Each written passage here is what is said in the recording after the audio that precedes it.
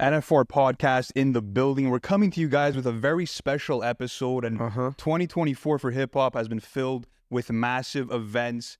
And another massive event is any time that Cordae drops a studio album. Yes, and we sir. got Cordae in the building. What's New up? album, The Crossroads, is out now.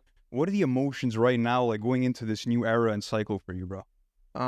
Excitement, a bit of nervousness. Yeah, you got the nervousness going? No, not just in the sense of like, man, it's like a child that you're giving to the world when you drop an album, you know, you just hope people treat that child well. And I want to say nervousness. This is the first body of work I think that I can really let my nuts hang on. Like, that's really how I feel. Like, I can really let my nuts hang on this body of work because I just been pushing my pen so much, been working on it for so long and so hard, pause. But just been working on it for a minute, man, for real.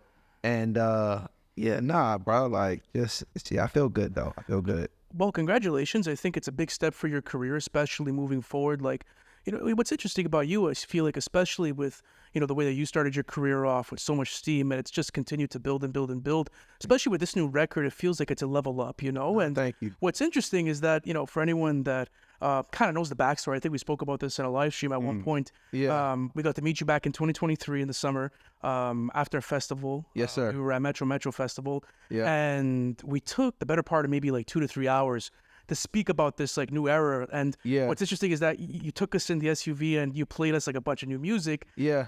And none of those records ended up making the final track. Ended up making it. But what was cool is that in that moment we were like, you know what, like, let's get a podcast going and like let's actually break down this album. So for today's episode, that's what we're gonna do. We're gonna be going through all the nitty gritty. So talking about, you know, the collaborations, talking about the writing, the production style, and everything that went into this. So Yes, sir. you know, you said that there's a bit of a nervousness, and you said that like, you know, you're giving something to the world. Yeah. You're giving something new. You're giving a part of yourself, right? And Yeah. that's always hard as a creative. So what was the hardest part while creating, let's say, this new body of work? And what was the challenge you faced maybe like while going through the creative process? Maybe it was the writing, maybe it was certain samples you wanted to use. Yeah, I wouldn't say maybe the challenge was finding that balance of like, not even balance of, I rewrote a lot of shit. Like, as you said, like, I'm glad you pointed that out. Like, yo, I played you, it was basically, I might have played you like 10 songs that night too, and like none of them shits is on this.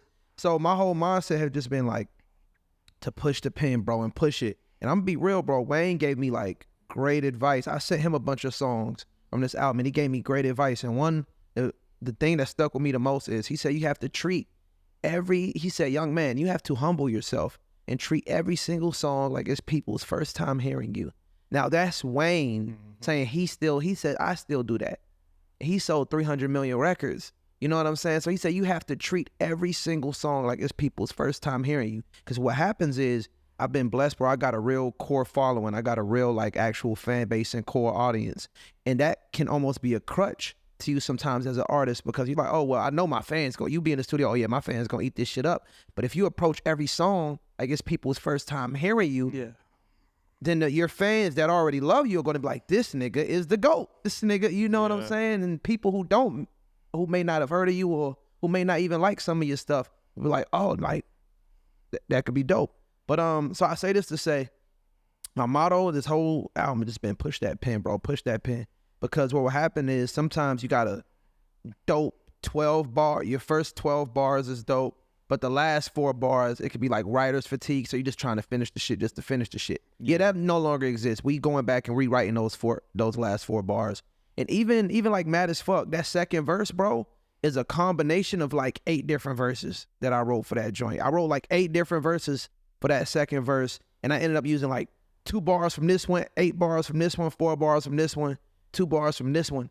And sometimes I'll write 9 verses just to go back to the very first one that I wrote. But it's back to that point of like, once it's out, bro. Once an album is out, bro, there's nothing that you can do about it. It exists, it echoes into time for eternity, and it's just in the zeitgeist. Once it's in the zeitgeist, it's out there, you know?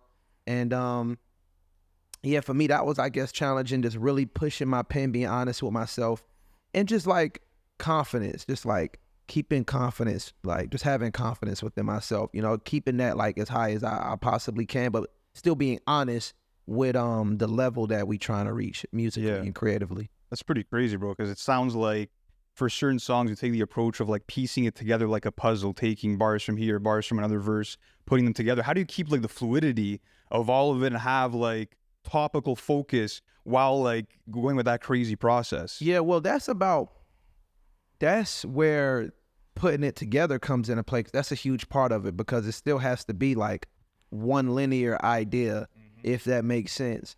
And it's not like I do that for every single song. Like Mad as Fuck was like not an exaggeration, but that was just like an extreme example of me literally writing 8 different verses because I just couldn't find it. A lot of these is like Nothing's Promised. The first time I heard that, that was one long ass verse. Both of those verses were literally one long ass verse, and then we just split them into 2 separate verses, and they ended up fitting beautifully, you know, because I've been also, when you've been writing, bro, as long as I have, it's like second nature at this point, writing songs and narrative and storytelling and staying on one topic. I can do that shit in my sleep. You know what I'm saying? Like, so that's never really a challenge for me. It's just more so about like just doing it in a way that's like exciting and that makes people want to come back to it, and just things that I think is my best, you know? Yeah. And speaking about this new album, especially for the Crossroads, you're someone that I think prides yourself on studio album experiences, especially like for us too. Like we've been big fans of the music for such a long time, right? Going back a while. And the first thing that I noticed about the way that you approach your music is that you're very intentional with your track list, right? And whether it's sequencing, whether it's skits or cinematic value, there's always a creative vision behind that. So let me ask you something with the Crossroads, looking at this in the catalog, right? And like what you're building up with your discography, what was the intention with it? Like, how do you want people to, like, let's say, look at the Crossroads when maybe they're looking at your catalog in 15 years from now, like, okay, this one was one that I really remember well. Like, is there a certain feeling that you want people to, let's say, have when going through this album and they're looking at the greater scope of your discography? I don't know. I don't think that's up for me to answer. Like, I can't tell people what to feel when they listen to an album. A project or a song. Like, I can't tell you what you're supposed to feel listening to this song. Whatever you interpret from it and whatever gives you goosebumps, that's for you. That's between the music and you. Like, once I release it, that's up for you guys to enjoy, the people to enjoy. And that's why when people ask, like, yo, what do you want fans to take away from this? Like, there is an answer, but also there isn't. It's like, how am I going to tell somebody what to take away from a piece of art? You know, that's like you paint a picture and you like, oh, you're supposed to this. I mean, I guess, but saying, my bad to go on a tangent, I can't tell somebody what to feel, you know, or how to feel. I can just put my best into it and how I felt. I was like super vulnerable within this album, like, but still in a way that's like relatable.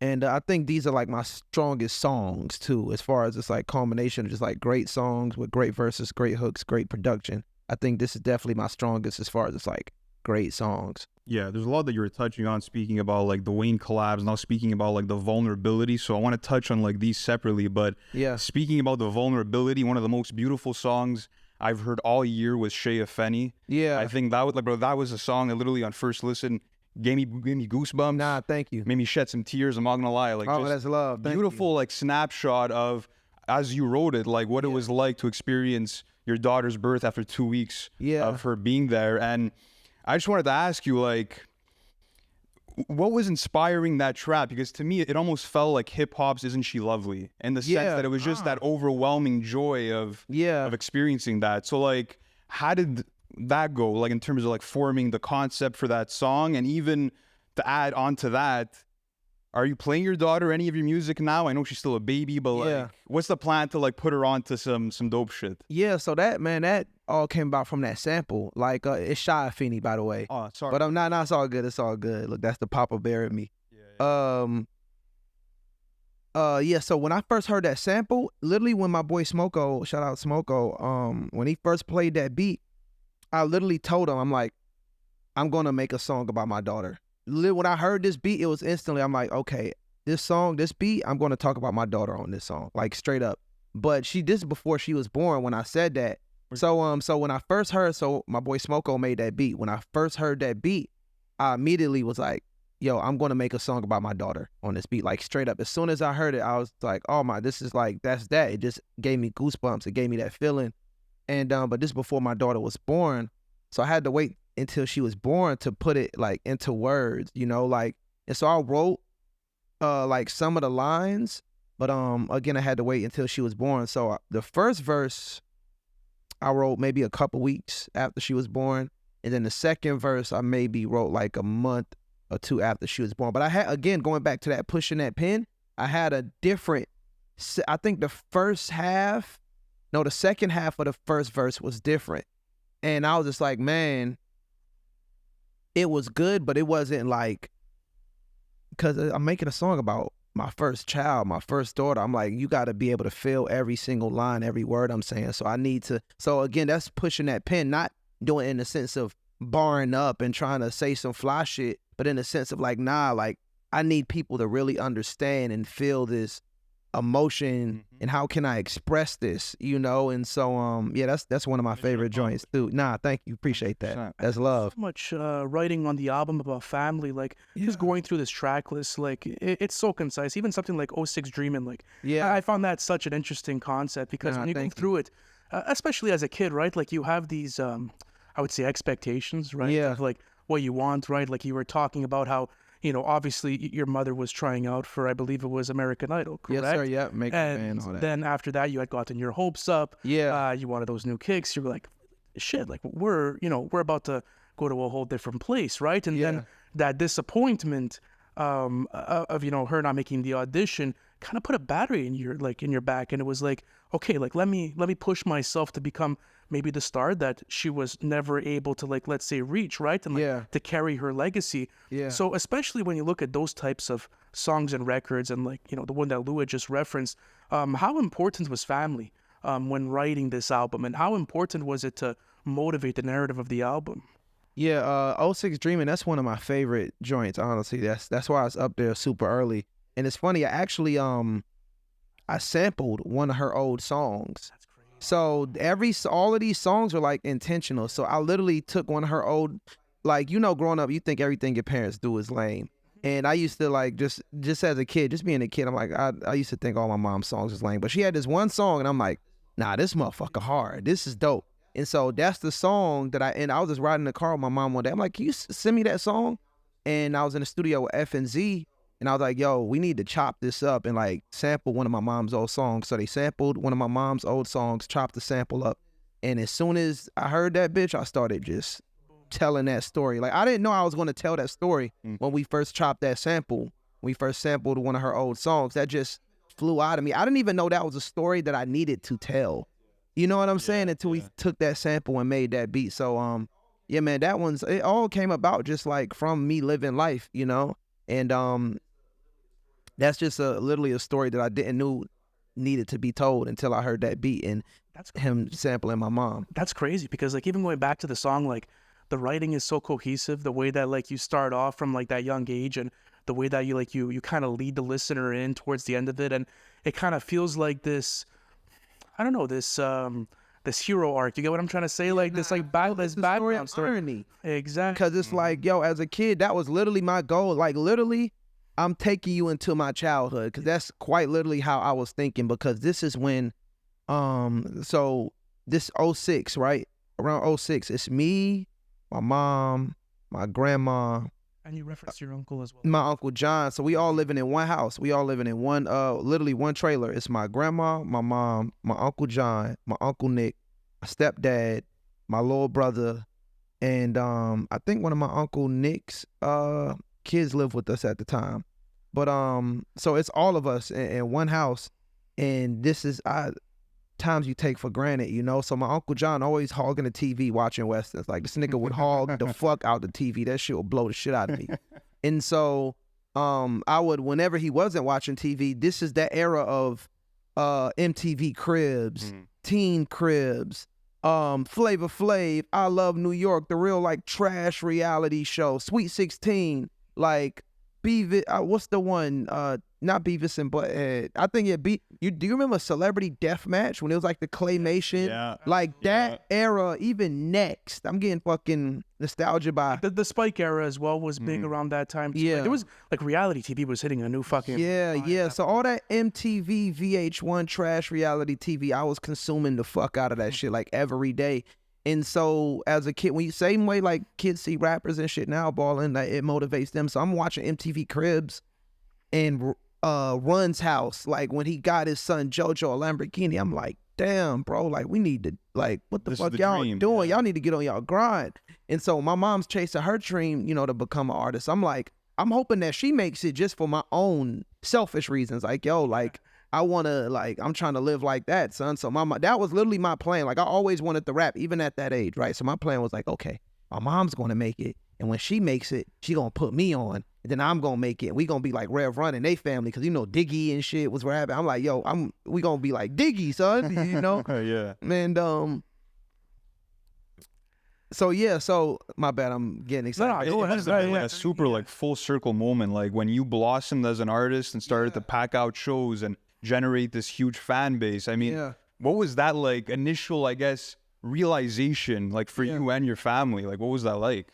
I don't know if I could put it into words because things just happen when it's like moving. It's just like, it's a non-stop grind. You know what I'm saying? It's literally like just I've been touring, like I dropped from Bird's Eye View 2022, literally just stopped touring that album like a few months ago. You know what I'm saying?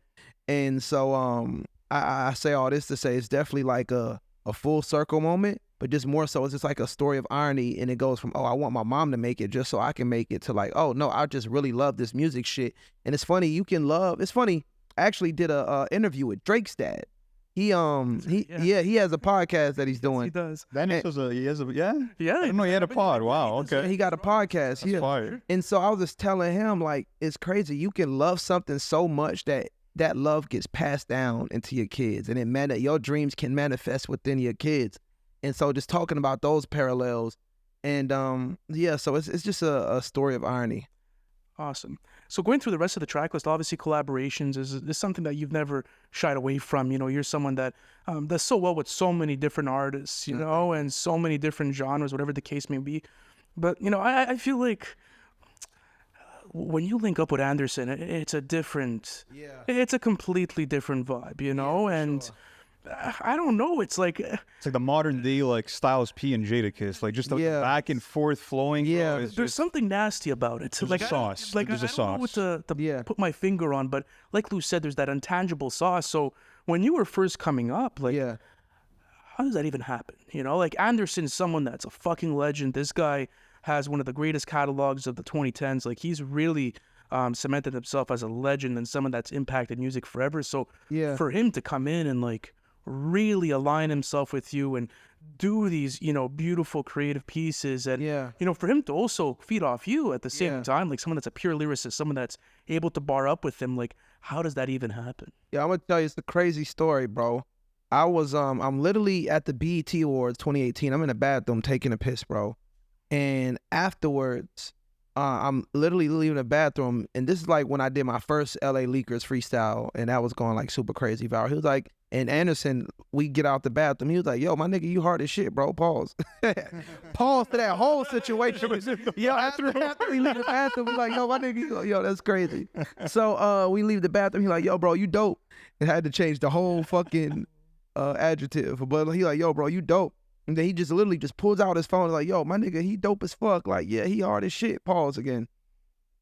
And I don't think I recognized him at the time. I didn't even know who he was at the time. And then like, and I'm just a cool dude. Like naturally, I'm like, yeah, I put my arm around him. Like, yeah, I'm with my man, son. Like, yeah, for real. And so 20 minutes later, I see him up. He wins the fucking award at the BET Awards and shit. And so he DM'd me. He was like, yo, pull up to the studio and fuck with me. Yeah, before Oxnard. Yeah, because before Oxnard dropped in 2018. Yes. This is June 2018. So this before Oxnard, before Ventura, all of that. So he had me pull up to his crib at the studio. He's playing me music. Now imagine you don't know Anderson .Paak's music. You meet this nigga and you're hearing his music with him for the first time. Like I didn't know I'm gonna keep it a buck with you. I didn't know who he was.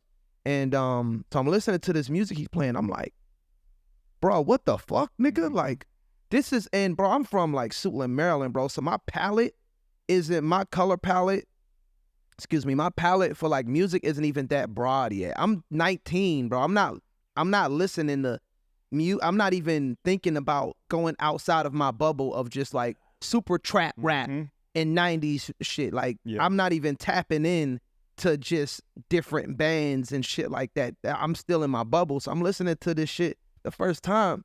I'm like, oh my God, like this shit is ridiculous. I'm like, bro, this is incredible. I'm like, bro, this is incredible. Like, this is my first time listening to this nigga's music while I'm with this nigga. And I'm just like, literally blown the fuck away. I'm like, doing live shit? Like, was he like, because he's no, he just playing the music.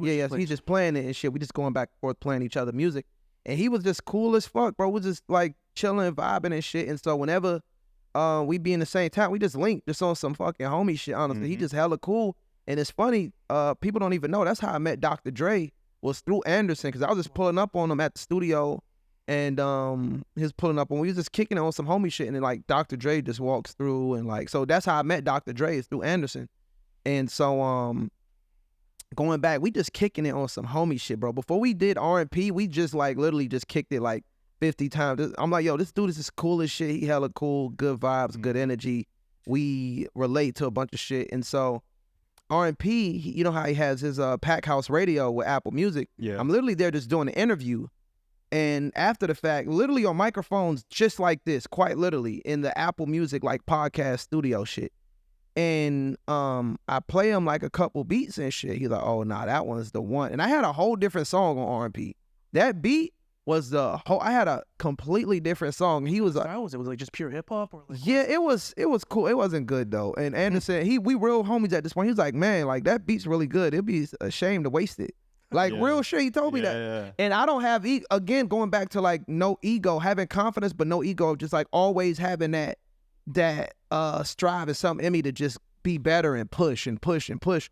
And so we did R&P back and forth, literally how we sitting down right here, microphone to microphone, going back and forth, made that song in fucking 20 minutes at like 5 a.m. after we finished interviewing. And so that's all 2018. And since then, Anderson is literally like one of my best friends, like in real life, like outside of music. Like we kick it all the time, and music isn't even like a discussion. Like we had each other kids like birthday party type vibe. You know what I'm saying? And so Anderson, man, that's my big brother for real, like I said, in real life. And so that's how that chemistry is transmuted in the same way. Like he's pushing me to be a better artist. He always tell me like, yo, you be making sure, like I make sure I come with my best pen with them raps, bro. You know what I'm saying? And so now Anderson, that's one of my best friends. I love that nigga to death, bro. Yeah, bro, we need that collab album at some point, bro. Yeah, I mean, it's that would be absolutely fire, bro. But I want to speak about Wayne just because he's on the album on 2 different songs. Yeah, of course, absolutely. Saturday Mornings, one of the best songs of the year.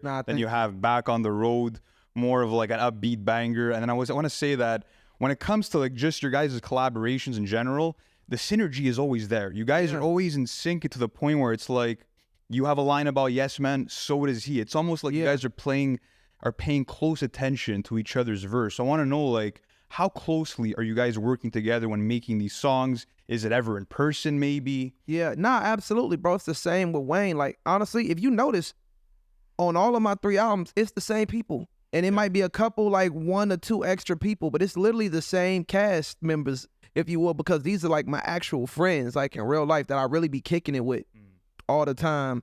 And Wayne, bro, like I said, Wayne was like another unofficial like executive producer, because Back on the Road, I had a completely different hook for that song. Okay. And you know, when you send somebody a song, I send them like the full session, so they have like all of my vocals, whatever, just so they can sit in the session and it's organized and shit.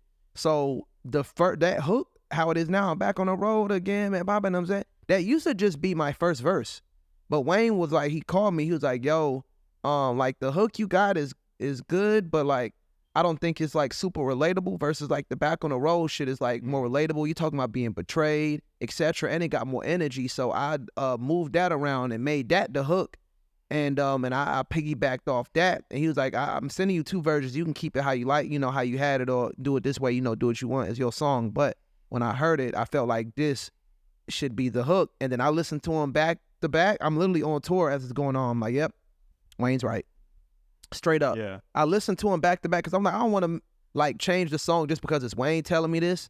So I listened to him literally back to back, and I'm like, nope, Wayne is right. This is why he's Wayne.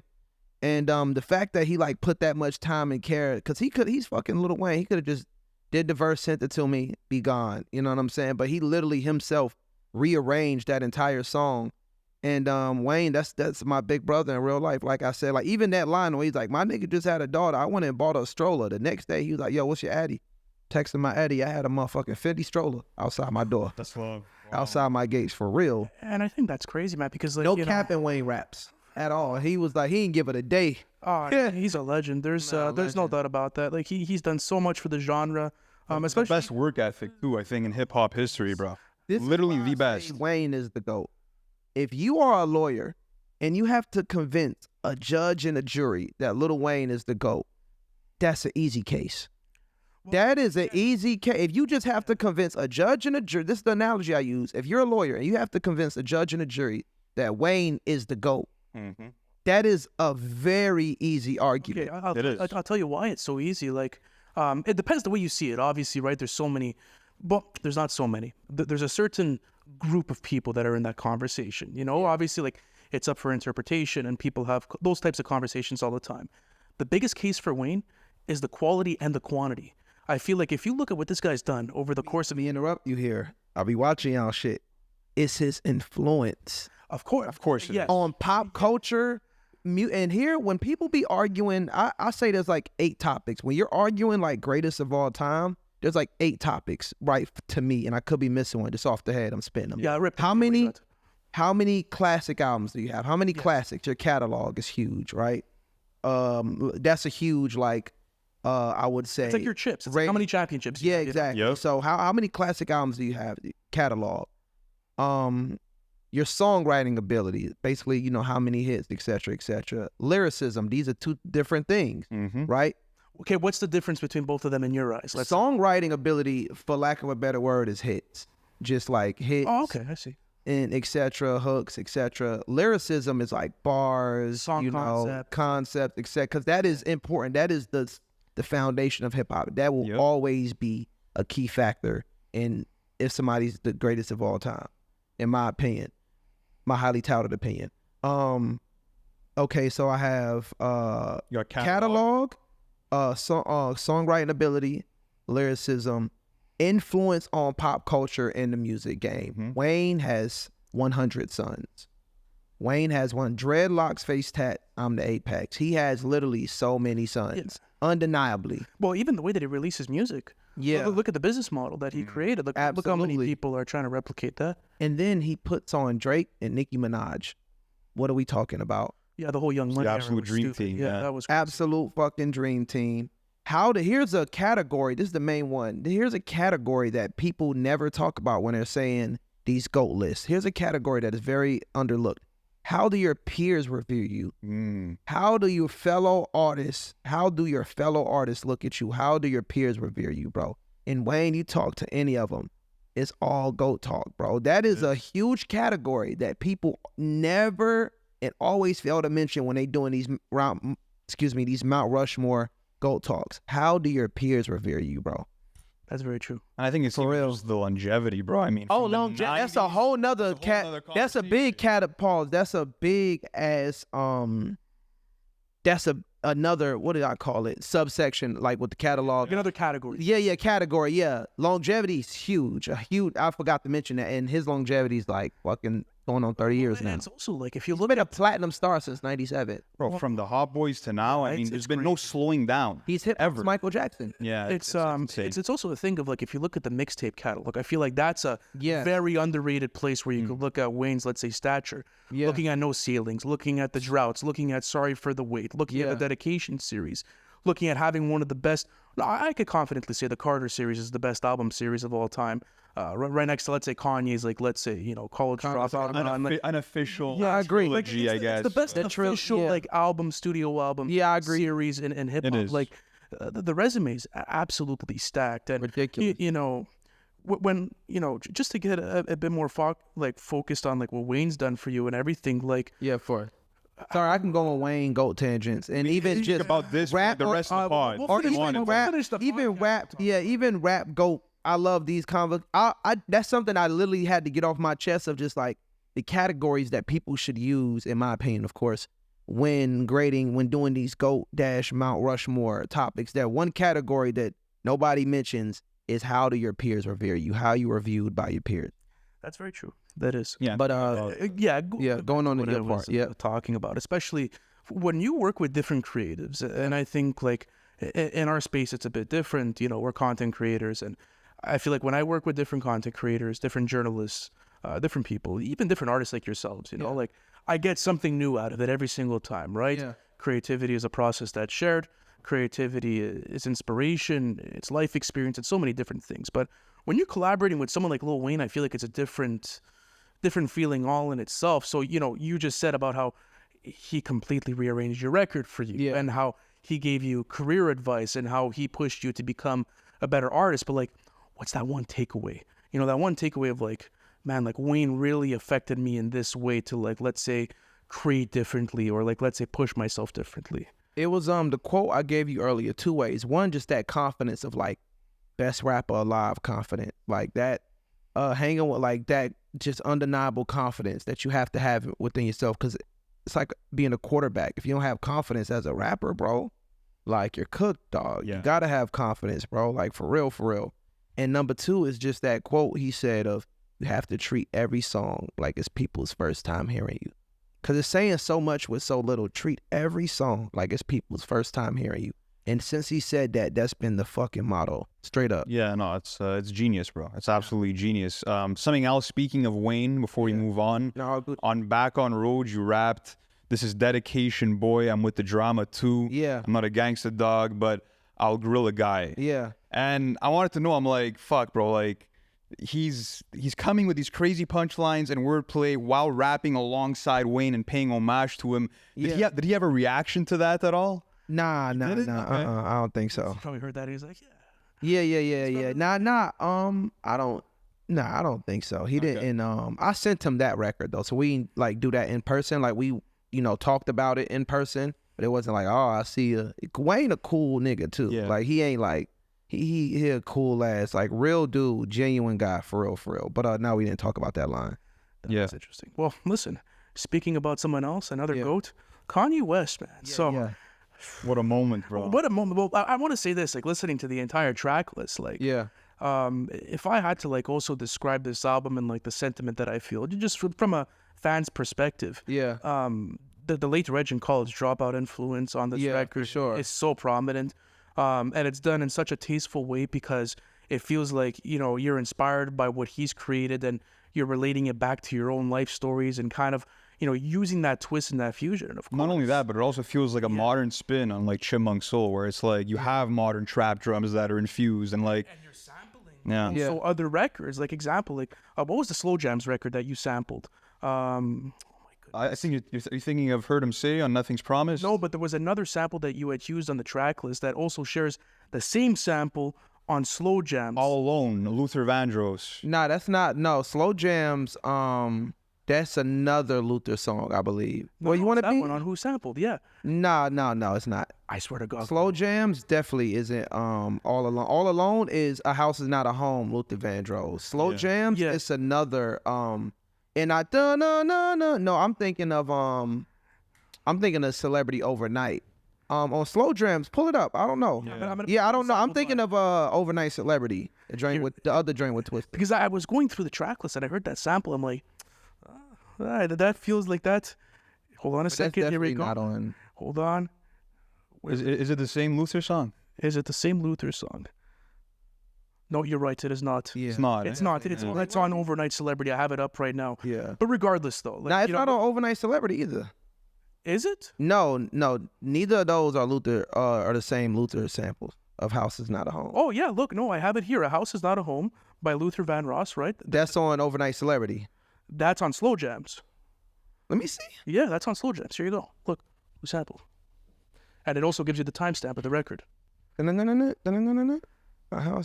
so you can unless Who Sampled is bugging, but they're usually accurate, to be honest. Yeah, because I re-listened to the sample and I'm like, hey, like that's oddly familiar. I think it's the end of This House Is Not a Home, right? Yes, like I think towards the end of the song. 0-0, and you mind if I looked it up? We can obviously like fucking rip it, and they give you the YouTube link right there. Yeah. Because I was listening back to the song and I'm like, yeah, that has to be it. At first I thought it was a Drake record that had it, and then I typed in the lyrics, and then I found the initial record, and then I ran it through who sampled.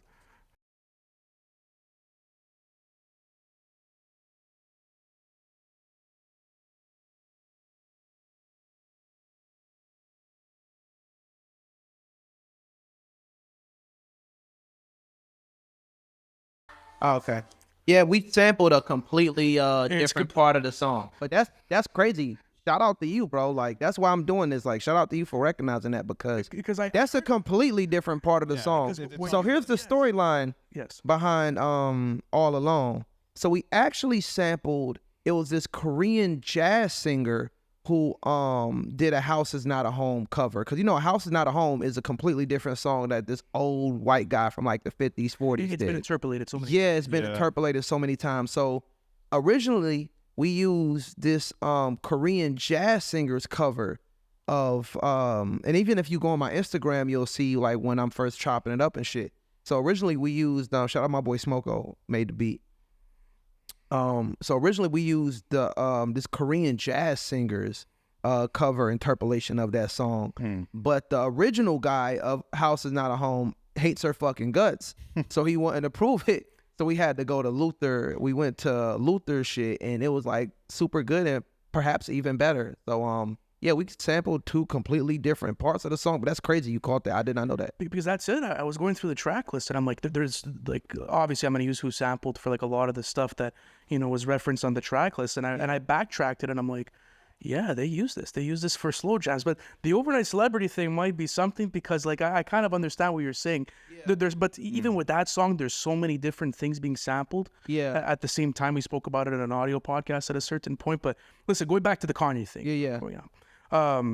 Dude, crazy! Congratulations. I know about that. I appreciate that. That must be an incredible feeling. Nah, it's sick, bro. It's fucking And it's the first time sharing like mic time with Kanye, right? Yeah, it is. Yeah. It's funny. First time meeting him was with Dave Chappelle the day that From a Bird's Eye View came out. Okay. So literally From a Bird's Eye View, Dave Chappelle, he hosted my album release party. Then afterwards, he was like, yo, I'm finna go pull up on, you want to pull up with me? And I'm like, yeah, sure. So I pull up on him, and he's playing unreleased music and shit. He played like Easy before it came out. He played a lot of the Pusha T shit, Dreaming of the Past. And I'm playing him my album. I'm like, oh my God, I gotta go back in the lab. Like, this shit is crazy. Bro, you've actually rapped alongside like so many of the greats, bro. Thinking about like Eminem, Nas and Freddie on Life Is Like a Dice Game. That's such an underrated gem. But apart from that, I mean, Joey Badass. It's just like lyricist after lyricist after lyricist of the highest order. So my question to you is like, who do you think has challenged you the most as an MC when rapping alongside them? You have a list. Yeah. Like, there's a serious fucking list in front of you. Only heavy hitters. Nah, that's a fact. Probably Wayne. And the thing with me is, I noticed too, like, a lot of like other like fellow like lyricists, if you would, when they send people open verse, they just send the beat. They don't send their verse. They don't send the hook. They just send the fucking beat. Like me, bro. Maybe I'm a little naive, but I'll send my verse too. And because I want the song to be good, I want you to kind of take some of the shit that I'm talking about and put it into the song. You get what I'm saying? But a lot of motherfuckers, they'll just send you the beat and be like, yo, just go. And I'm like, dog, I don't know. I want to kind of talk about what you talking about, this and that. But they'll just be like, yo, just go and do your thing. So I end up sending my verse and shit too. But I say this to say, definitely Wayne for sure.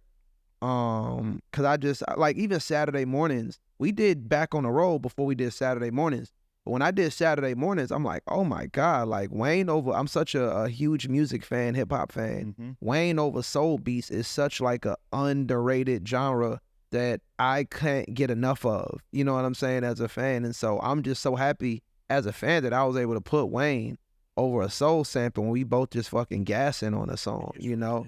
Yeah, and I remember I was driving back and forth from like DC to Raleigh, And I literally listened to Saturday mornings the entire time. Cause he sent me the verse when I was in DC back, and I'm like, oh my God. And I'm literally listening to the song 4 hours straight, bro. In a sense of like, one, it's a fucking great song, amazing song.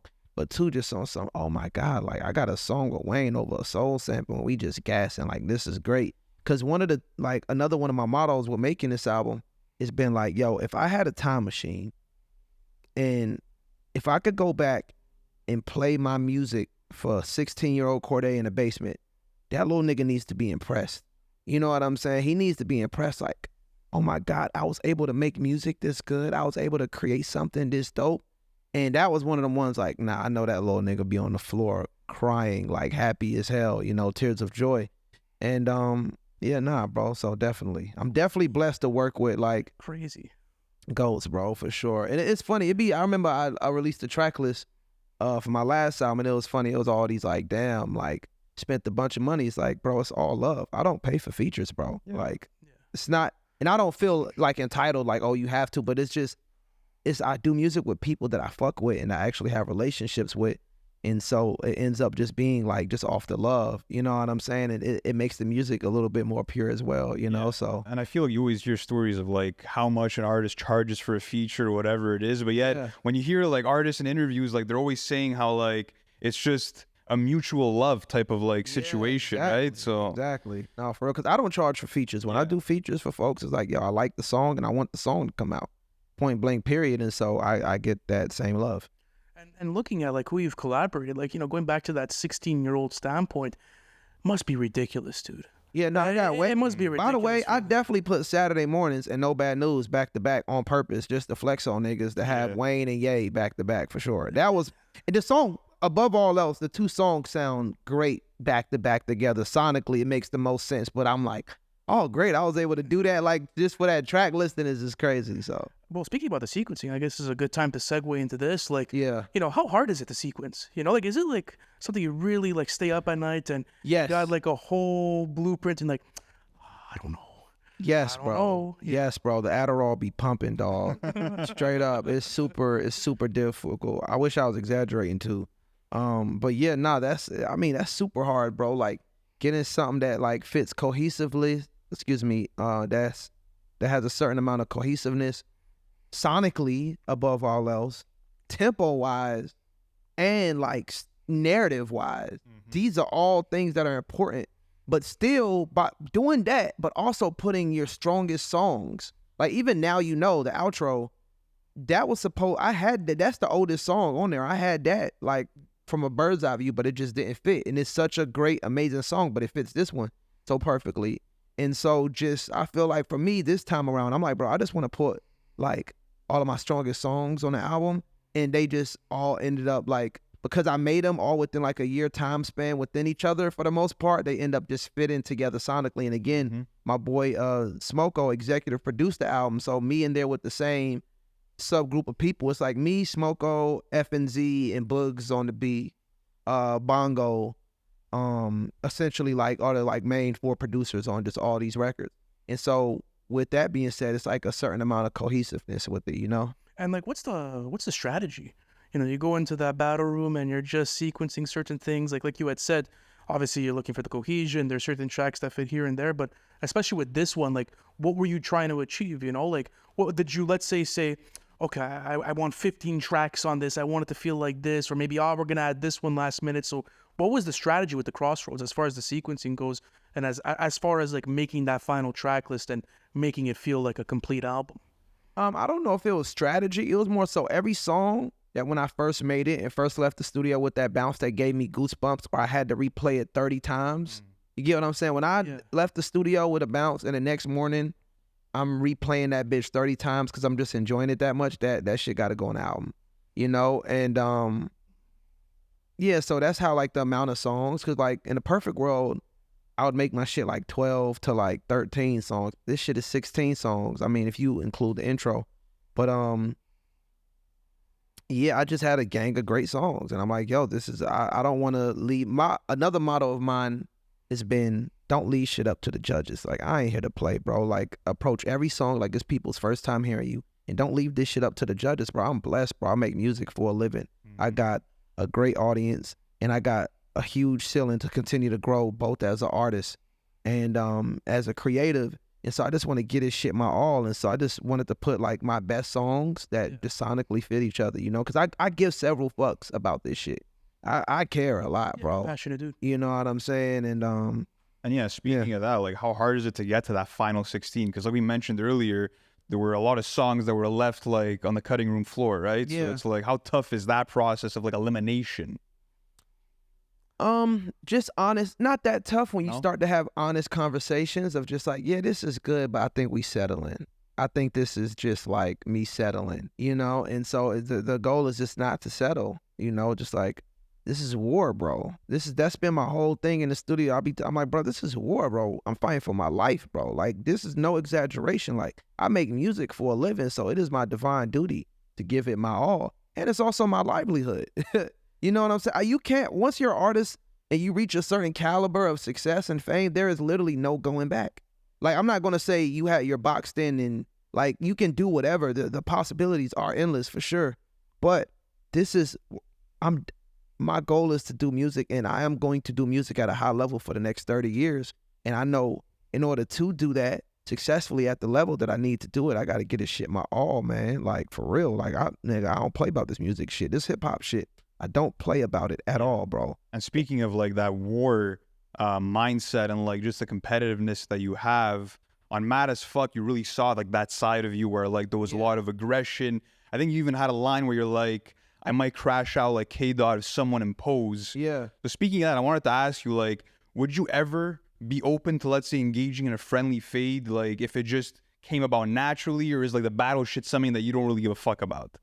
You know what? It's two sides of that coin. One, absolutely, I'm with all the smoke. Friendly or not friendly. Yeah. Fuck these niggas. You know what I'm saying? I got my people that I genuinely love, like within the entertainment space. A lot of them are on this album. You know what I'm saying? Joey, my brother, for real. Like, a lot of people that's on this album are like my genuine friends. Even people that's not on the album is like, nah. Majority of my genuine friends are on this fucking album. And again, there's some people that's not on this album that I still got a lot of love for. But there's definitely a competitiveness about hip hop towards it's like, yo, what's up, nigga? You know what I'm saying? But I seen this Andre 3000 quote, and it was very spot on, and it was a perspective that I never thought of. He was like, yo, like, you know, of course, competitiveness and battling is a part of the essence of hip hop. It's a part of the roots, the beginning of hip hop. He said, but back then we was battling. It was just like, yo, who's the nicest from this corner? Who's the nicest on this block? Who's the nicest from this neighborhood? He said, now, he said, you have businesses at stake. You have people's livelihoods, businesses, and all the people that they employ at stake when you go up for a rap battle. Like, for real, like, that shit is not a game. That's war for real. Yeah. Like, he said, it's like, let's say every artist has 30 people employed under them directly or indirectly. He's like, yo, once you go to war in a rap beef, bro, that, like, yo, you putting all their jobs at stake. You know what I'm saying? It's a lot at stake. These are businesses now at this point. As an artist, when you reach a certain level, it's like 8 businesses attached to being an artist. You got your live touring business, you got the master recording business, your publishing business, merchandising business, brand business, TV and film business, if that's something that you want to get into. So that's 6 that I'm just thinking just off the top of my head, major businesses that are around being an artist. So you're putting all of that shit at stake when you put them gloves on and you going into that ring. And so I never thought of that perspective, honestly, and I'm like, damn, that's some shit right there. But I'm not ducking no smoke. I say all that to say no, I'm not ducking no smoke, you know, like. And I feel like, of course, like, you know, like you had said, there's definitely things at stake, and there's going to be things that happen, and that competitive nature will always be alive in hip hop. But like Three Stacks said, like, yeah, there is shit on the line, you know, like it does bleed out, you know, even besides just the music, and there's people's livelihoods, you know, within all of this. So that's an interesting perspective, man. Yeah, I never ever thought about that until I seen his quote. Honestly, I never thought about that, but it's good. Unfortunately, like, the Kendrick and Drake thing was great for hip hop, so phenomenal for hip hop. It was so phenomenal for hip hop. Like, music needed that, and I think it got everybody more competitive. But yeah, because hip hop, I feel like it had a certain amount of togetherness. It was extra ultra friendly. It was like how, you know, the OGs, the NBA commentators are like, man, they just too nice. It was like that, honestly, in hip hop before that. And I think since then it kind of got everybody more like divisive. Yeah. So yeah. So I don't know. It's an interesting area. Like this year was definitely an interesting one to watch, and even for us, it was an interesting one to cover. And I think we'll definitely never forget it. But yeah, no, that's a great year. I'm glad I'm able to participate in it with dropping this body of work. Obviously, when 1985 came out, there was the big response that you had to it, and that was really interesting because you were kind of defending the newer generation of artists. Yeah, absolutely. And it's been 6 years since that point, and there's been so many new artists coming out of the scene. Now we have like sexy drill that's popping off. Yeah. We have like this new age trap sound. So I wanted to get your opinion on that new generation. Like, are you bumping music from that side of things or not as much? Like, what's I don't think I'm the target demographic for that, to be honest. And that's the beautiful thing is that, bro, it's 7 billion people on this earth. And so even like when I'm out doing tours and shows and it's like some up and coming artist playing me their music, I'm like, look, bro, like I am one person, bro. It is artists out there that I think are absolute garbage, but they are fucking killing it, dog. Mm-hmm. You know what I'm saying? That they're out here doing shows like, yo, just find your niche audience, bro, and like not cater to them. Don't be a slave to them if you would. But find your niche audience, bro, and like they're gonna tell their fucking like-minded friends about the shit. You know, it's so many different pockets and subgroups. Remember, I was telling you earlier, when I was 19, when I first entered music, my palette wasn't even like, it was just strictly on some rap trap shit. You know what I'm saying? I wasn't even listening to Jackie Wilson or a Barbara Mason. That wasn't even within my subconscious of things. Yeah, so many different genres of music. Even this band called I could never pronounce their fucking name. It's called Terrace Martin told me about them like fucking 6 years ago. KHRU. You know what I'm talking about. KHRU. Let me look this shit up. Hold on. No, even like a jungle. You know what I'm saying? Yeah. Vampire Weekend. Like it's so many. Like I wasn't aware of none that any of these motherfuckers existed, bro. And so I say all this to say it's so many different pockets and it's so many people on this earth, bro. Just like, yo, cater to your audience. You know what I'm saying? Even like a look at fucking NF, bro.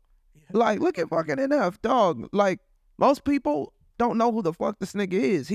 Like literally, this nigga can go to the mall, bro, like and go shopping, bro, and leave the mall and maybe take 1 to 2 pictures, bro. This nigga's doing fucking arenas, sold out every night, bro, head to toe, not a single empty seat. So it's so many different, again, same with Vampire fucking Weekend, like they're fucking selling out arenas, Jungle, selling out arenas, different, you know, even rap artists, you know what I'm, not even rap artists, but different rap artists that like you wouldn't think is killing it how they are. So it's just like, yo, just find your tribe and it's enough space for everybody, bro. Yeah, so speaking about, like, let's say those acts, right, and, like, you know, things that you've been listening to, who do you think's a rapper that deserves more love? Like, someone that you were like, you know, this should be going a lot further than it is, but still, you know, who's that one rapper for you where you're like? I don't know. I really don't know. I'm trying to think. Nick Grant is super nice. Yeah. Nick Grant is nice. He's super nice. Nick Grant's hard, yeah. Yeah. Pause.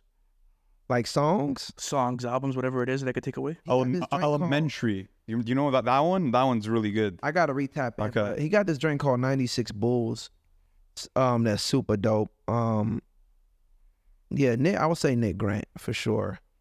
And yeah, bro, like it's a lot of dope music out there. It's a lot of garbage shit too, in my opinion. But what is garbage when it comes to music? It's like subjective. But when I say garbage, I'm saying this is another point I wanted to get to. This is the music business, right? But the business can never come before music. And I feel as though for so many years, artists were getting fucked over by labels, managers, etc., that what we're in right now is a consequence because of that, to where artists are putting the business before the music. It's a beautiful thing because, hey, get your money, take care of your family, do what you got to do, but do that once you leave the studio. Don't think of the business while you're in the studio. Same with all these manager niggas, all these label motherfuckers. Like, yo, music will always succeed and thrive when the music comes first before the business, because music is a divine thing, bro. It's a pure thing about it. And it's always been a business, of course, but the music just always has to come first, bro. That's 100%. Important. Especially when you got all these people in just doing music just to hit a lick, get some money, and fucking open a restaurant. Yeah, like instead of like making culture vultures and shit. Like, that's the shit. When I say garbage, that's what I mean by garbage, you know? Yeah. But it gets weird because like you start to like then, like you said, music is a very personal and subjective thing, and it's a divine thing, you know? Like when I remember when I'll take it back to my childhood, like my father used to play me like a lot of like Emerson, Lake and Palmer, like Def Leppard, Rush. Like, you know, we're talking about these classic bands that have touched millions of people, and like those memories of like me listening to that music are so fucking fond, and like they're so deeply like enrooted in the way that I listen to music now and the way that I could like conduct my life, that when you have these artists or you have like, let's say, these establishments that come through and they're poisoning the ears and they're giving you like this fucking subpar music that's business oriented first, I don't think they truly understand like what they're doing to the listener.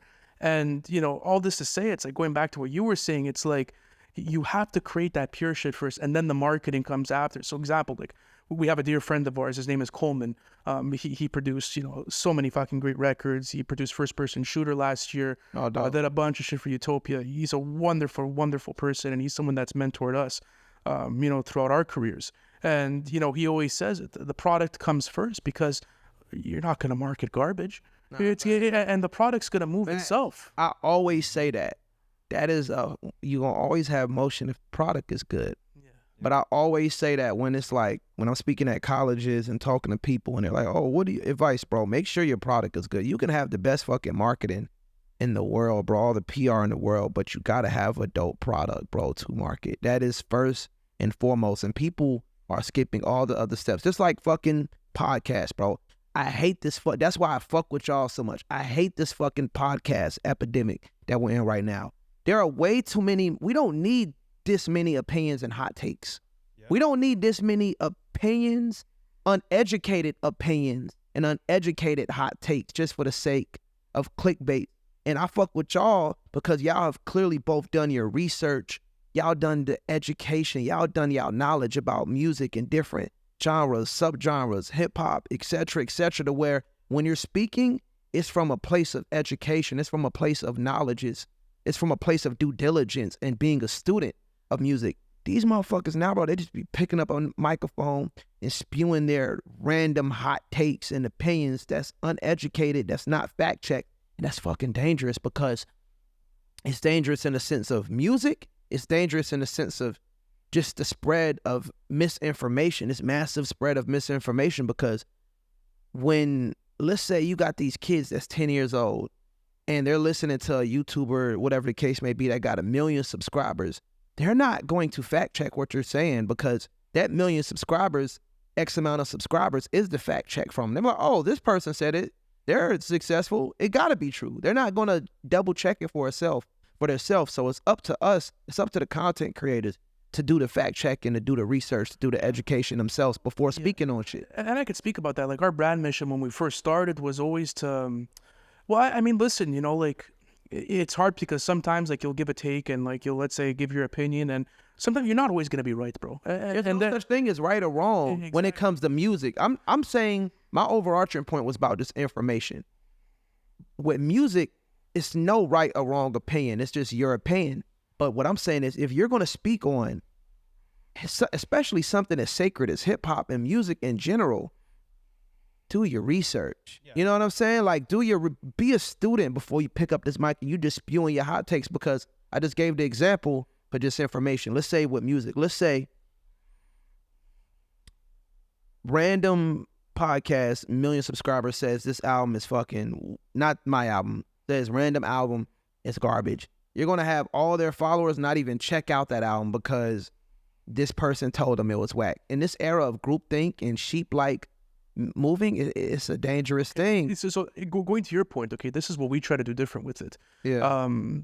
dude, I could give you millions of comments online of people that have disagreed with Flu and I. Yeah. But at the same, which is bro. Like, I want a difference in opinion. Yeah, like, dude, I've gotten death threats over my music opinions, you know. But at the end of the day, it's in the name of passion, you know. And like, absolutely. if you want to come in and you want to roast me for my music take, please do so, bro. But you know what we do different, at least on the podcast, is that like we keep it to the music only, and I'll give you my reason why.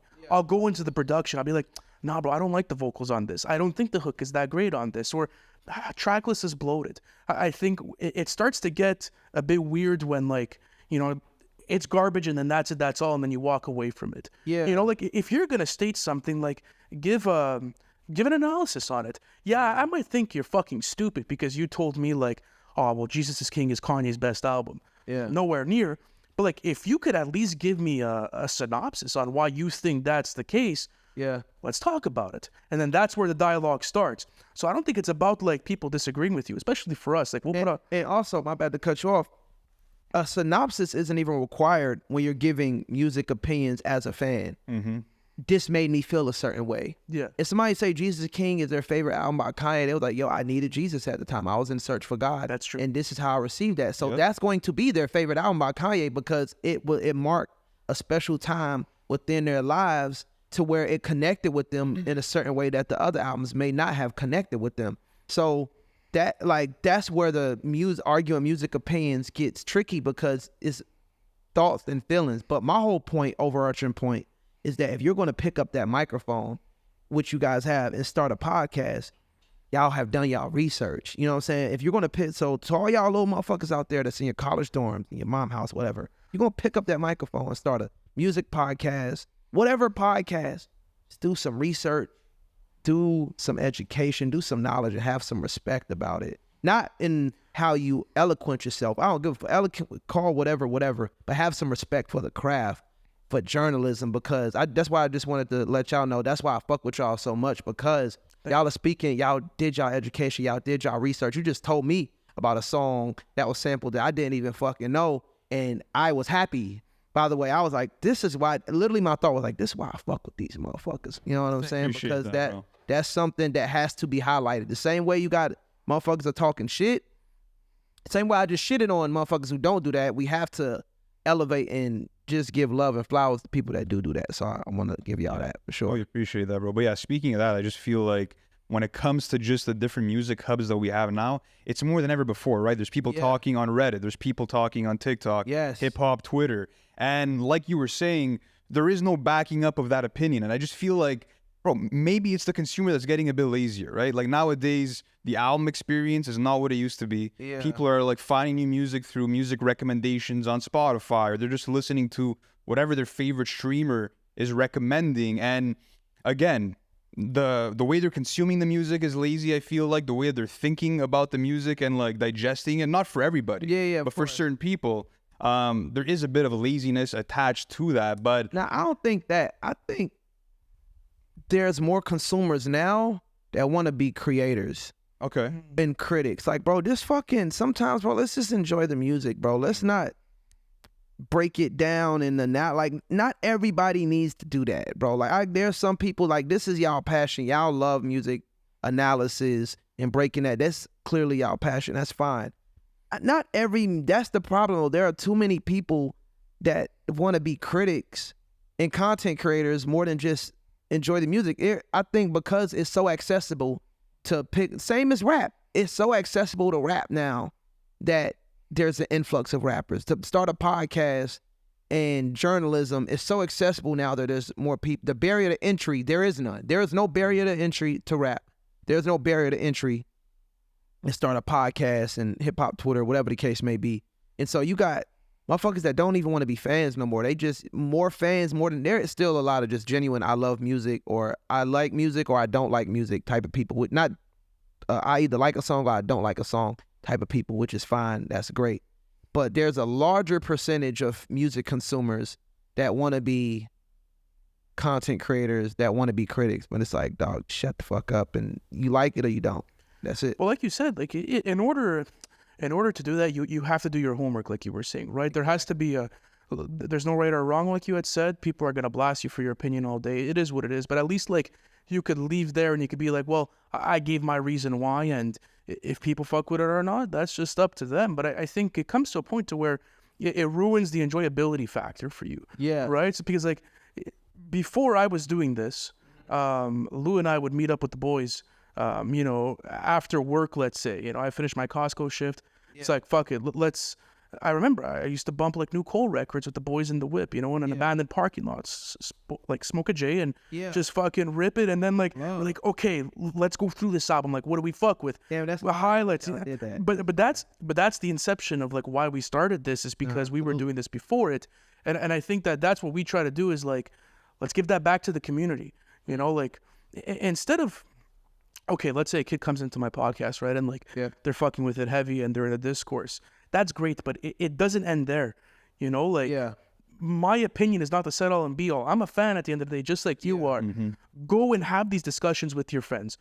Fall in love with that fandom shit. That is what you need to be able to be truly a music fan, is like really fall in love with it and like, birth that passion. So for you, it's like, that's what I felt when listening to the Crossroads, like that's what I felt when I was listening, to the Lost Boy for the first time, was like, dude, like, there's passion behind this. Like this is a fan of the music before, let's say a fan of the music business, or someone that's trying to make that bag, So I salute you for that. To you as well. We respect your brand so much and respect what you've done, and it speaks. That's why, look how many fucking legends, put their name out there for you, and how many people have, said that, like, the real deal. That's got it going. You know how important that is? It is, for sure. It's a blessing. And it's not to fucking gas you up or Hey, giving flowers ain't gas. No, but it's a testament to your talent. Like that's really what it comes down to at the end of the day. But in terms of, let's say, giving flowers to other artists, who would you say are your top 5 rappers right now in the game? Like people that have been dropping, I'd say, in the last couple of years. Top 5 right now?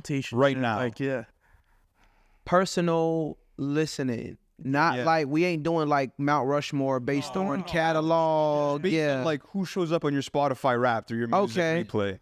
Okay. Ye, always bump a lot of Ye. Yes, sir. I'm always going back to Wayne. Always going back to Wayne. I've been listening to a lot of Future. Oh my God, a lot of Future. What type of Future? I loved the I Never Liked You album, and I loved the first album that him and Metro put out this year. Yes. We Don't Trust You's a great record. Yo, that joint's phenomenal. You telling me you falling out of love with me? That's all I Never Liked You, but I've been bumping the fuck out of Future, bro. Bumping the fuck out of Future. Okay. So we got Future, we got Wayne, Ye. Yeah. Let me see. Bro, I've a lot of Barbara Mason. I've been listening. That's why she sampled a couple of times on this album, because like beautiful. A lot of Barbara Mason. Future. Wait. Trying to think. That really. Yeah, that might be. Yeah, those would be the 4. Yeah, just It's like all this shit is. Yeah, for sure. It's nonstop road. Yeah, for sure. Easy. Okay, how about favorite song of the year? What do you got? Favorite song of 2024. Any that dropped this year or just this year? Oh, that dropped this year. Ooh. Summing off of We Don't Trust You, maybe? And again, any genre. It could be hip hop. Yeah. Whatever. My favorite song that dropped this year. I don't know if I've been bumping that much shit that dropped this year, bro. Honestly. Maybe Future Claustrophobic. Yeah, I love that. I fucking roast this guy over that. He hates this song. I don't hate the song. I just think it's one of the weaker songs on the album. It's one of the weaker songs on the album for me. It's great, but that's music. It's like, yo, how you feel? But I was trying to get it. For me, I just feel like you've heard that Future flow like one too many times. Like, keep it a buck, bro. But this nigga finds. How do you find so many new creative ways to flex on niggas? That's it. Yeah. Like, how do you bring claustrophobia into flexing on niggas? How the fuck do you use claustrophobia to flex on niggas? He said I had to buy bigger, and it's a little relatable. You see what I pulled up. You know what I'm saying? To buy bigger, man. I mean, claustrophobic. Like, so it could be that as well. But I love the first Tyler single. That Saint shit was Chroma, really the first one that came out? Yeah, the one with like the African like sample on it. Yeah, Noid. That's Noid, yeah. That one's really dope. I think these might be 2023 though. I love the Jordan Ward Fam Jam. That's 2023. Oh, 4000. Yeah, 2023. I like that, and I like Heaven to Me by Tyler. Yeah. 2023. Yeah, 2024. Yeah. That was 2023 release, I believe. Oh, both of those. Okay. Yeah. 2024. Yeah, that's a 2023. Yeah, 2024 might be claustrophobic.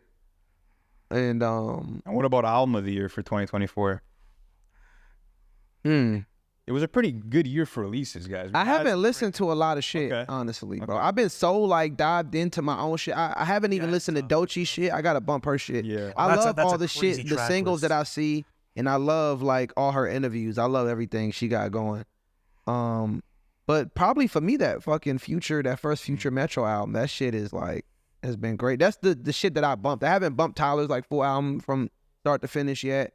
Cause I just been in the studio and working out. So like I've been working out the hella Future. So yeah, probably that.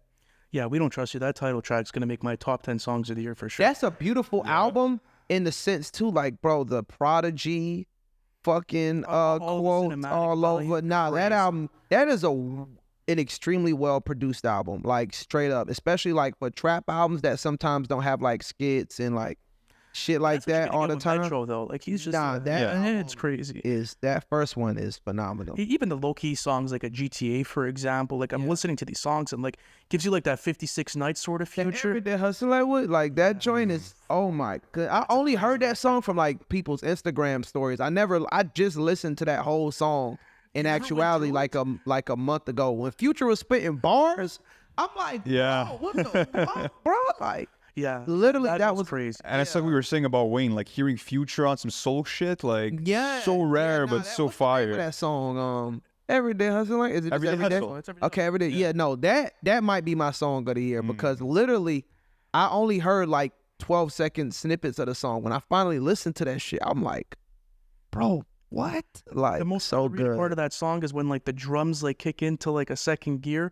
Like, you know, when you Future like on some bar and up rapping 90s shit, that's my favorite part. Okay, because you know how like not 90s, but just on some bar and up shit, yeah. Because you get your standard 808s, like, you know, let's say to start off the song and then boom, like it hits a different tempo and like the whole beat just gets a whole lot darker, like for the second half of the song. Yeah. That is like one of the greatest like songs of the year for sure. Absolutely, the energy you get from that song is absolutely ridiculous. But there's so much on that album, like Ice Attack is crazy. Yeah.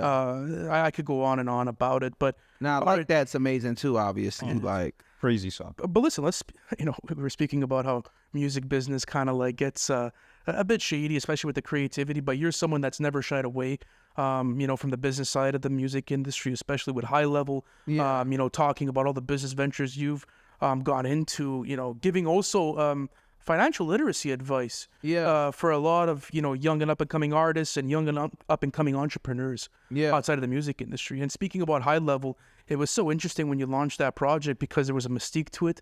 People were like, you know, what is he going to do with it, right? Is it going to be something that he connects to his music directly? Is it going to be something that maybe he signs artists to? Is it going to be a creative camp? So, you know, what's next for High Level? Looking at, you know, the Crossroads being attached to it, you know, where do you want to take it, let's say, within the next 5 years? I say with High Level, I say within the next 5 years, definitely have my two artists, right? Two super dope artists that I know I can pour into and have a lot to offer. Because there'll be artists, bro, that I'll find that are like amazing, and I'll meet with them and they'll be willing to sign and all that, but I'll just be like, I don't know if I per se can help you, or like I don't even know if like my fans would accept the type of music you do. But I end up putting them in the right person's pocket. And I've done that like hella times behind the scenes, like unknowingly and shit. But just gathering creatives, like building the foundation. You know what I'm saying? Like literally just building like the foundation of the shit. Like a lot of the most successful labels, they started just signing songwriters and producers. That's your meat and potatoes. That's your engine. The way you get an artist, you can give them, like, this is Quincy Jones quote, rest in peace Quincy Jones, R.I.P. It's funny, he was on The Lost Boy, people don't even know that. On Been Around and Wintertime, he was the voice narrating throughout the whole album. I never knew that actually. And so he was like, yo, you can have the best singer in the world, but if they have a shit song, they can't make it great. But you can give a shitty singer a great song and they can turn it into something, you know? And so I think starting off with just like creative directors and producers and songwriters, and that way when we do get artists and shit, they have like all the tools that's necessary, you know? Yeah, absolutely. And even there's so many camps that did such a great job at that. Like I'm thinking about maybe what Boy Wonder did with his, you know, cast of producers and songwriters and how many records he influenced. Like it's that's a whole different level of influence. And like you said, like that's really the meat and the potatoes. Yeah. You know, like if you think about it, like when you get those engineers and those songwriters and those producers. Bro, this is my first album where I got a real, again, shout out to Smoko. If we did a shout out to Smoko count, it's my first time. Shout out my boy Mason Fowler. He recorded the whole, him and my boy Sean recorded the whole album. But this is my first time having an internal team and having a real executive producer that's in there pushing me, like me pushing myself. I always had to rely on myself pushing me, you know what I'm saying? But this is my first time when he's like this line is like, you, like even on the Wayne song, I said when I was like, but this dedication, well, I wanted the drama too. And I had another line when I was like, in a chopper singing like I'm a Lou. That was the old line. But then we was like, you kind of said chopper singing on Saturday morning, so let's not be repetitive. Like let's push it. And so that's how I came up with the Step Over You, like Tyron Lue, but just like that one line, you get what I'm saying? Just that attention to detail and having somebody to push me like, you said chopper singing already, bro. Like let's not be repetitive. Let's not settle for that. And even having, you know, this the production being a lot more cohesive on this album is because of that. And also like more tasteful choices in production. People underrate the value of taste level when it comes to making music. You know what I'm saying? Like taste level is super important, and that's why having that engineering producer that's in the studio with you as an artist is so important, because just pushing your taste level, pushing your ability to hear what a dope beat sounds like, that's dope and unique to yourself, and building that sound is so important, bro. And I think that's been a really key ingredient for me with this body of work, for sure. Yeah, no, and you hear it throughout the whole project, bro. I mean, even looking at like the outro, you have like these beautiful electric guitar chords that come in towards the end. How many times are you actually like deciding like, okay, like, you know what, this sample, let's pitch it up? Or like in terms of like just production choices themselves, how often are you making those calls? I'm heavy in there. I'm heavy in the production room. I've always been heavy in the production room, honestly, of just like going over like, okay, these are where these guitars come in. This is where the 808 come in versus, okay, now keep the kick here, but don't bring the 808 into like the second half of the verse. And I've always been super heavy on that. So for this one, definitely like super heavy in that production room on like more so song structure and what to add, what not to add. And even me like hand picking samples, like with the 06 Dreamin', I hand picked, you know, one of my mom's old songs and like kind of was in there with FNZ and Smoko about like how are we gonna chop this and how we gonna construct this and put this together. Same with so many other songs, bro. Like all of these songs, dude, like we pushed them, bro. Like we pushed them as far as we could take them, bro. And so it's out there now, you know. So I'm excited, dog, bro. So like you're happy with the final product? Nah, I am, bro. Like honestly, it's a great feeling to like see, you know. Nah, I can let my nuts hang on it, bro. Like, bro, somebody don't like it, yo, that is so fine, bro. You can like suck a dick and stay over there. Like respectfully and love, like respectfully with love, not like I don't like you, but like, yo, like I am so comfortable with where this body of work is at, honestly. And that's how it has to be, you know. Like if you're cool with it, like same for us. Like there's people that don't like our podcast recordings. That's fine. There's gonna be someone out there for you, and that's I think how you have to treat the creativity aspect of certain things, you know. Absolutely. Like, yo, it's the same thing. Like when you ask me about that sexy drill, I'm like, bro, I'm just like not the target demographic. Yeah. That's what it comes down to when it comes to music. Like, I can tell you about this. When somebody asks me about an artist, I'm like, yo, I'm quite literally not the target demographic, bro. That's the best way to answer it. You know what I'm saying? Because, like, bro, it's not meant for you. Like, you can't, like, it's the truth. So, and that is a thing. It's like, yo, if somebody doesn't like something, it's like, yo, it's quite literally might not be meant for you. Like, yo, which is fine, which is, like, perfectly fine. I'm happy you brought back in the sexy drill, because I wanted to ask you, too, just about, like, the direction that, let's say, mainstream hip-hop is headed into. I feel like the art of lyricism, let's say, and storytelling maybe isn't as prominent. So like, not at all. I feel like for us, that's a concern that we sometimes have, is like, it's not like every single artist needs to be making super lyrical hip hop. Like, that would be boring as fuck, bro. I think it's great that we're in. Thanks. No, thanks, motherfucker. No, I get what you're saying. I get what you're saying, like repetitive. Yeah. The variety is beautiful. But yeah, like my favorite form of hip hop is conscious hip hop. Yeah, of course. Personally. That being said, though, like I think that there is that concern, like on our end, of being like, what happens if the mainstream sound completely neglects one of like the foundational components of hip hop? So like, what are your thoughts on that? That's why Kendrick, Drake, and J. Cole are important. Honestly, yes. Like that's why they are important. That's why that beef was important, bro. Because that beef alone made lyricism the most prominent subgenre in hip hop again, undeniably. Bro, you got to think, you got these streamers reacting and reading Rap Genius, bro. It's crazy. That was not happening. Breaking down lyric by lyric, that was powerful and important. And a nigga like me, like, yes. This is like you have a microchip company in AI. You make microchips and shit for AI, and new AI technologies are being found. You like, but whatever. Not the Benzo bad analogy. Actually shared the same opinion on Twitter. Yeah. It was like, you know what? Like, if this is what it takes for people to start going into lyrics again, this is phenomenal. I totally agree with this nigga. Like, I totally agree with him. That shit was important for hip hop, and that's why I said that's why Drake, that's why Kendrick Lamar, Drake, J. Cole are super important to hip hop, because they keep lyricism at a super high mainstream level, and that's why that rap beef was super important, because it made lyricism again the most dominant subgenre within hip hop. And bro, it's way harder to reach new height as a artist that's lyric focused. You know what I'm saying? Like, bro, my manager was just telling me, he was like, bro, you sold 12 million records, bro. People don't even, I don't brag about it, I don't talk about it, but bro, selling 12 million records off 2 Conscious albums, it's crazy. Yeah. You know what I'm saying? Yeah, it's crazy. It's crazy. And I will say this, the platinum now is like different because stream equivalents, etc. But still, nonetheless, like 12 million records sold off 2 Conscious albums. It's nuts. Pretty crazy. Nah, it is. Well, it also shows that there's a demand out there. I have this conversation with Lou and the team a lot, because we bring a lot of people into the platform, and like we see the user behavior, you know, on a month-to-month basis. And you know, the whole conversation of like lyricism is dead and whatever the case may be, it couldn't be further from the truth. Like, there's a lot of people out there that's looking for good writing. I'll tell you why. Yeah. Listen. And we tend to last the longest. Well, not only that, but like it's the most fulfilling part about listening to music, in my opinion, right? Is getting into those lyrics and really understanding. Like, you know, again, going back to your own, I'll use you as like, let's say, the example here. Going back to the Lost Boy back in 2019. I had just started Not For Radio with the boys. That's what NFR is, Not For Radio podcast. Yeah. And going to the Lost Boy, I was like, there's someone that's my age that's able to do this and that I'm able to relate to, because I'm going through the lyrics of this music and I'm able to, let's say, relate to this on a completely different level. Yeah. And if that's gone from hip hop and like that doesn't become a demand, it's like, what do you have left?